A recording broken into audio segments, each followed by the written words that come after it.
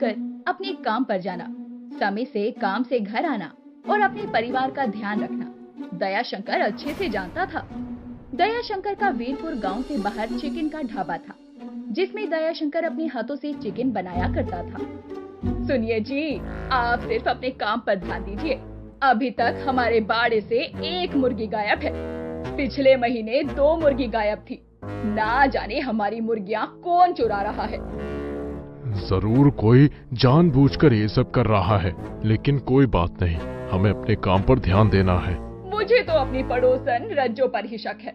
कल ही रज्जो मुर्गियों को देखकर कह रही थी कि मुर्गी तो बड़ी तंदुरुस्त है सुनंदा बहन तुम्हारी। गांव वाले तो पहले से ही मेरे चिकन ढाबे को लेकर चिढ़े पड़े हैं, बल्कि तुम तो जानते हो मेरे ढाबे के लगे ही कितने सारे ढाबे हैं। तंदूरी नान चिकन ढाबा, बिरयानी का ढाबा, वेज बिरयानी ढाबा। लेकिन लोगों को मेरे हाथों का चिकन का स्वाद इतना पसंद आता है कि वो खुद मेरे ढाबे की तरफ खिंचे चले आते हैं।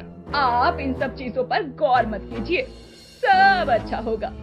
दयाशंकर कुछ देर बाद ही अपने ढाबे के लिए निकल पड़ता है। दयाशंकर के जाने के बाद सुनंदा अपने घर के कामों में लग जाती है। तभी उसकी पड़ोसन रज्जो का वहाँ आना होता है। अरे सुनंदा बहन, क्या बात है?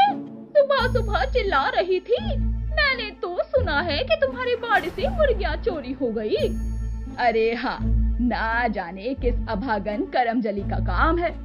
जिस किसी ने भी ये काम किया है अच्छा नहीं किया। पिछले महीने भी मेरे बाड़े से मुर्गियां चोरी हो गई थी। इस बार भी चोर की हिम्मत बढ़ गई। अरे बहन, मैंने रात में दूसरे गांव के अनजान आदमी को यहाँ वहाँ घूमते देखा था। जरूर ये उसी का काम होगा। अरे जिस किसी ने भी ये काम किया है, मुझे उसका नाम अच्छे से पता है। बस एक बार चोर चोरी करता हुआ पकड़ा जाए, उसके बाद तो मैं उसकी अच्छे से धुलाई करूंगी और 4 गांव में बदनामी करूंगी, वो अलग। हाँ हाँ, बस एक बार चोर पकड़ा जाए, उसके बाद तो तुम उसकी अच्छे से खबर लेना। सुनंदा और दयाशंकर बहुत ही सीधे साधे थे। गांव के लोग उतना ही दोनों का फायदा उठाया करते। जहां दयाशंकर गरीब भिखारी हर किसी को फ्री में खाना खिला दिया करता, वहीं सुनंदा भी दान धर्म से खूब विश्वास रखती। दयाशंकर के ढाबे के बगल में रमेश का ढाबा था, जो कि दयाशंकर के ही गांव का था। साथ ही दयाशंकर के ढाबे के आसपास बहुत सारे ढाबे थे। कोई मलाई चिकन का ढाबा था, तो कोई तंदूरी चिकन का ढाबा, तो कोई कढ़ाई चिकन का ढाबा। अरे दयाशंकर, आजकल अच्छी कमाई कर रहा है तू। आखिर ऐसा क्या डालता है अपने इस चिकन में जो लोग तेरे चिकन को खाने के लिए खींचे चले आते हैं? बस प्यार है, ये तो हमारे अपने लोगों का, जो वो मेरे हाथों का खाना खाकर उससे भूला ही नहीं पाते। यहाँ पर जितने भी ढाबे हैं उनमें सबसे अच्छा ढाबा तेरा ही चलता है, बल्कि पप्पू के चिकन के ढाबे में भी लोगों का कम आना जाना है।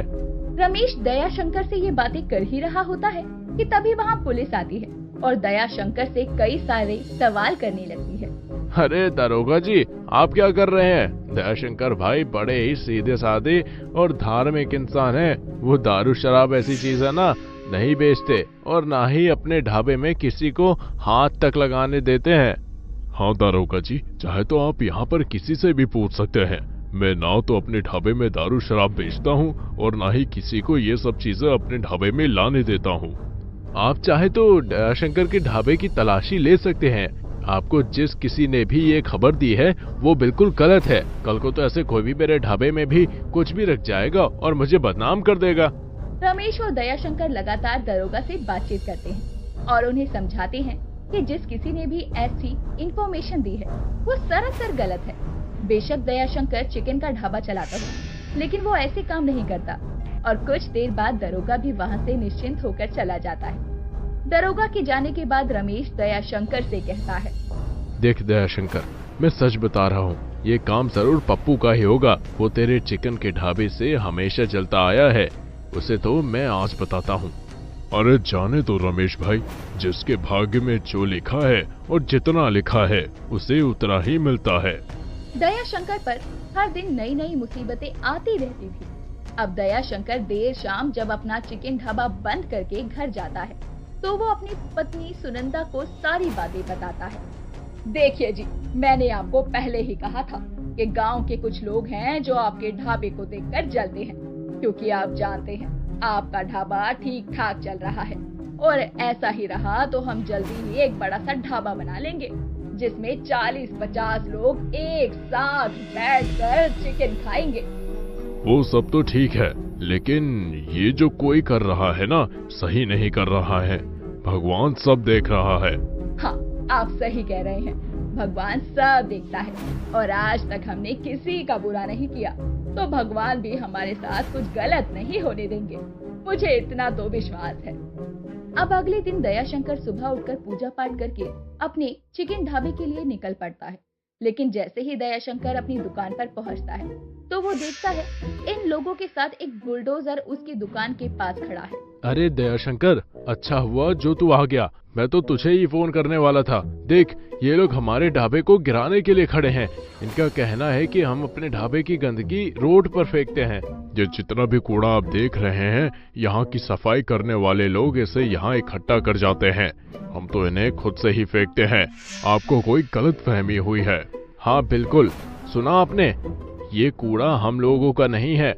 हम लोग अपना किया हुआ कूड़ा कचरा खुद फेंक कर आते हैं। अब रमेश दयाशंकर दोनों ही एमसीडी वालों से काफी देर तक बहस करते हैं और नतीजा ये होता है कि वहाँ जितने भी ढाबे होते हैं उनका एमसीडी वाले चालान काटते हैं और उन्हें हिदायत देकर चले जाते हैं। अरे बाप रे, ये एक अलग ही मुसीबत थी। अगर आज हम इन एमसीडी वालों से नहीं लड़ते तो ये हमारी दुकान तोड़कर चले जाते। बताओ, ये कूड़ा कचरा किसी और ने फैलाया और नाम हमारा लगा दिया।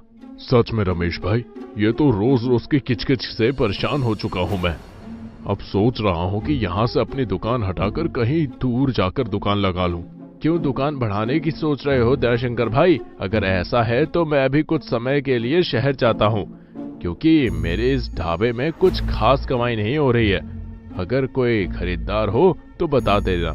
खरीदारी की बात कर ही रहे हो तो बस ये समझ लो कि मैंने ये ढाबा आपसे ले लिया है, क्योंकि मैं अपनी दुकान को बढ़ाना चाहता हूँ और मेरे चिकन के ढाबे के बगल में आपका ही वेज बिरयानी का ढाबा है। वो मेरी दुकान के आगे आ रहा है। अब मैं इसे लेकर अपने ढाबे को बढ़ा सकता हूँ। अरे दयाशंकर, जैसा तुझे ठीक लगे। मेरा काम तो था बस पैसे लेना। मुझे अब ये ढाबा चलाने का बिल्कुल भी मन नहीं है। उस पूरे एरिया में जितने भी ढाबे थे उनमें से दयाशंकर का ढाबा ही सबसे अच्छा चल रहा था। धीरे धीरे समय बीत रहा था और दयाशंकर अपनी पूरी तरक्की पर था। दयाशंकर ने रमेश का ढाबा भी खरीद लिया था, जिसे तोड़कर वो वहाँ पर एक बड़ा सा ढाबा बनाता है और उस बड़े से ढाबे को देखकर लोगों का और भी वहाँ आना जाना होने लगता है।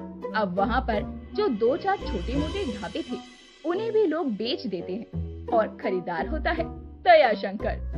अजीब, भगवान के घर देर है अंधेर नहीं। देखिए, कुछ समय पहले तक तो हमारी एक वक्त की रोटी की ये आफत थी, लेकिन आपकी मेहनत और लगन ने हमें कहां से कहां पहुंचा दिया।